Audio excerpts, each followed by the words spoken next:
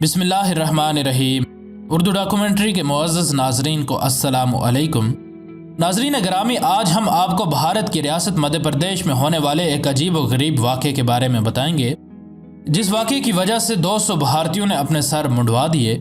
लेकिन इससे पहले कि वीडियो को मज़ीद आगे बढ़ाया जाए, अगर आप उर्दू डॉक्यूमेंट्री के नए नाज़रीन में से हैं तो हमारे चैनल को सब्सक्राइब कर लें और सब्सक्राइब के बटन के साथ घंटी के निशान को दबाना ना भूलें, ताकि हमारी हर नई आने वाली वीडियो तसलसल व तवातुर के साथ आपको मौसूल होती रहे।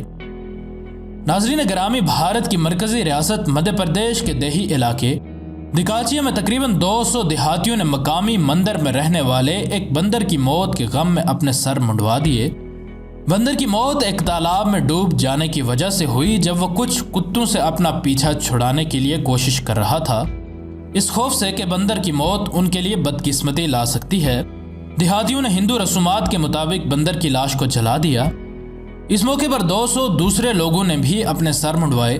हिंदू रस्म व रवाज के मुताबिक बंदरों को मुकद्दस समझा जाता है और भारत भर में बंदर देवता यानी हनुमान के लिए मंदिर खड़े किए जाते हैं।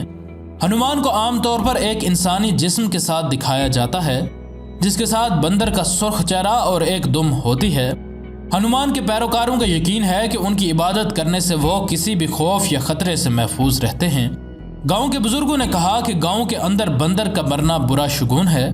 गांव वालों का डर था कि कहीं हम पर कोई बदकिस्मती या कुदरती आफत ना आ जाए, इसलिए हमने बंदर की रूह को मुतमईन करने के लिए उसको जलाने का फैसला किया, ताकि हमारा गांव किसी भी किस्म की आफत से बच जाए। कुछ देहातियों ने हिंदुओं के मुकद्दस इलाके हरिद्वार का सफ़र किया, जहां उन्होंने बंदर की राख को मुकद्दस दरिया गंगा में गर्क कर दिया।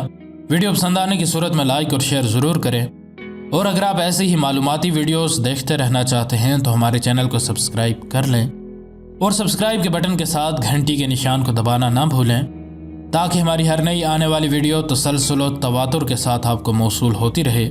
हम मिलते हैं आपसे अगली वीडियो में। तब तक के लिए अपना और अपने दोस्तों रिश्तेदारों का बहुत सा ख्याल रखिएगा। फ़ी अमान अल्लाह।